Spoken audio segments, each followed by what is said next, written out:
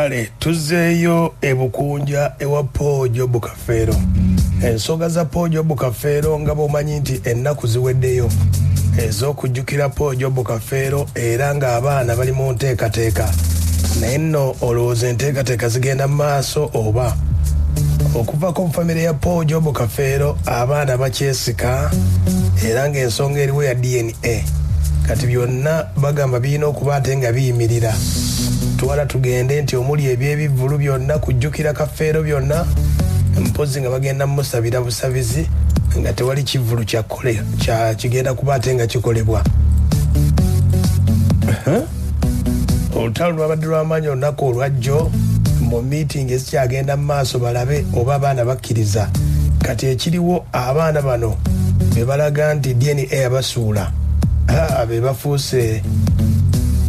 bafuuse obuzibu kuba n'ekivvulu bakiremeseza bagamba tewali kirina kgenda mu maaso tusooke mu DNA.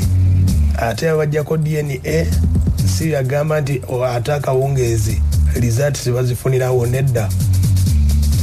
Ekivvulu kirina kubaayo ku Sande nga ekivvulu kya 17 zinaabadde 17 omwezi guno ogwokutaano bwe kirina okubaawo. Soko uliye ku lutalo luno abaana babadde okuzonda batamanyi ndesina wenzika kananga wali mu tosuubira nti osobola kunzika kanyanga wali mu kakana okumanya abaana ba Muganda otuli baana ba mukulu naye okuboola kumbuza kunyamba ki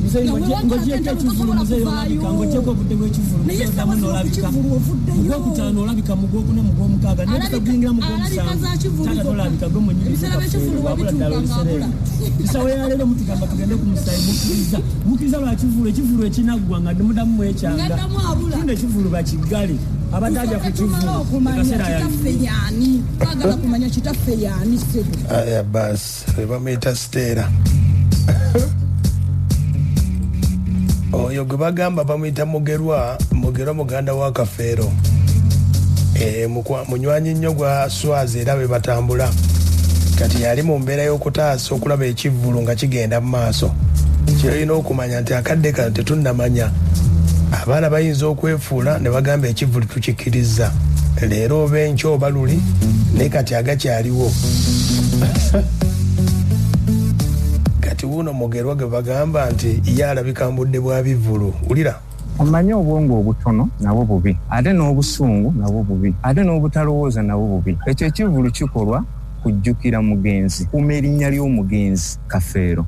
Era ndowooza kyova olaba nti Kafeero wanjawulo ku bayimbi abalala abaaliwo n'abaafa nti ekyo ekintu kye tukola ekikolwa buli mwaka kikuuma erinnya lye nga liki era bannakyaggwe bakyagala nekiba nti kibasanyusa okujjukira omuyimbi waabwe. Bangi bikoleddwa babasudde bibakoze ne bigaana enfuna bulungi okuzimba ekintu ekyo kifuula ekyo tekiba kyangu kubeera abayimbi obasaba ne mbatuukira ne mbasaba ne tukkiriziganya ne bajja ne bayimba. Okufuna ateekamu ssente si kyangu. Abantu okuteekamu akasente si kyangu. Ate omukolo ng'ogwo we gufa era gumonyaabonya okukola ki ogukomyawo na bulungi. Ekintu ekyo kikulu nnyo. Ali mu mbeera ya kwegayirira abaana bano be basuula ku DNA. Oyinza okwebuuza baani abategeka ekivvulu abagamba nti be baana ba Kafeero abana nga beegatiddwako Mugerwa oyo taata bwabwe. Asanze akadde akazibu nga bamubuuza ssente eziva mu kivvulu aziteekawa. Wulira bwagambye abaana abo baali beeyawula mu ngabbo funa bulungi bali eri kankati obanga ekivvulu ekyo kikolebwa nti mugendamu ebintu bingi. Oyinza olaba nti kikola nnyo ssente naye nga kikola akantu kaki katonda olw'okusinzira ebigendamu kuba mubaamu ebintu bingi ate kikolebwa nnyo n'engeri y'okulangibwa.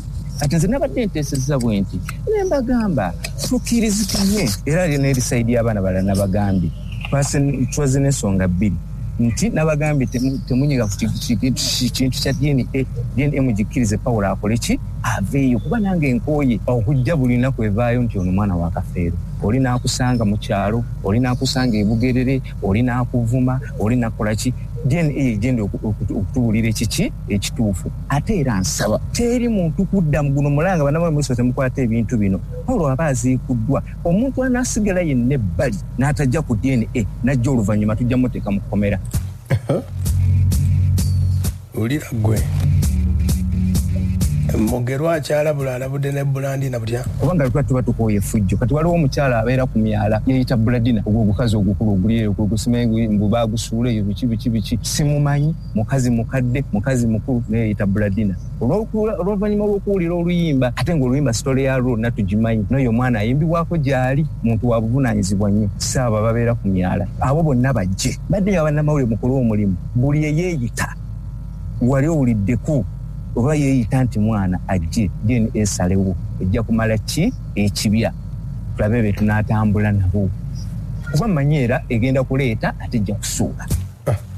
Ayogedde lwaki alabika mu budde bwa bivvulu wulira era omuntu muntalo asobola okukuba buli kibu kyakola ki kyayagala era muntalo asobola buli obi asobola okuwayiza n'ekyotakoze eki n'ekyotamanyi buna bulungi omuntu oli asobola okwogerako kyonna kyabaakoze eki kyabayagadde era omuntu asobola okugamba nti gwe oli abafu naye nga tokola ki nga tobalya. Nze ndabika mu kyalo ŋŋendayo naye ŋŋendayo olw'ensonga nti nze ndi musajja omukulu akola ebyange tewali kintwala mu kyalo buli ssaawa okulaba bintu bya muganda wange kuba si byange si byange nina kufa ku byange. Afa ku bibye ate kumukujjukira ate najjukira Kafeero wano nasanze akadde akazibu ebamubuuziza nti ssente ziva mbivvulu wadde okutereeza ekijja oba ennyumba ya Poojo Kafeero ulira wazzeemu nno ebintu ebyo tebinsanyusa naye olina okubuuza bwoti nti Mugerwa olina w'olina okukoma sinze nina okulongoosa ennyumba y'omugenzi olw'ensonga si yange abo bakazi bakulu basajja bakulu balina okufuna engeri gye balongoosamu amaka gaane era ngambeere nga nti nongoosa sitegeeza mbajagala gitwala mbajagala kukola ki gitwala sinze nina okulongoosa ennyumba y'omugenzi wenyini ye balina ogirongoosa bwe nali ntandika ekintu ekyo situlangako na muntu yenna nti ngenda kujjukira Kafeero bwali bwongo bwange bwali bwongo bwange funa bulungi n'ekitandika era bwe kiba nga kikomye wano era kikomye wabo tulaba ayinza okuddamu n'akikola. Sente zibamu badde ozitwalawo sente bazitwala bannannyinizo bali ezifekawo entono bali abaana bazitwala abalala ze omulimu gwange gwakujjukira Kafeero era nakitandikanga kitegeeza sente abaana bana be bazitwala bokka bazitwala kuba ye bamanyi mbadde mmanyi byekolagana anti DNA ebe yagamba be baana ba Kafeero na wano bamubuuzizzaako nti kituufu okakasa Swaziniga mutabani wa Kafeero oba wulira Swazi abadde waawaka nga mulaba waawaka ekibuuzo kigamba Kafeero yamuweerera ekibuuzo kigamba okuzoola baswazi kiri ng'abeera waka awo kuba nze nkulidde waka nga bampeerera waka Kafeero yampeera kwa Kafeero yankuza ng'alinga kitange obula bulungi nga wenkulidde awaka era nga buswazi bwana buto buli waka nga nze ndi mulenzi omukulu awaka kwanze nkoze na Kafeero bagamba family togiyambye na bulungi bagamba family togiyambye olabika funa mu byanfuna wanje ojja funa mu byanfuna ng'ekivvulu naye okutabaganya abaana tekikoze muzeeyi tojja sirina buzibu tuleme kudda mu gundi simanyi olwatta omwami nalumanya aya basi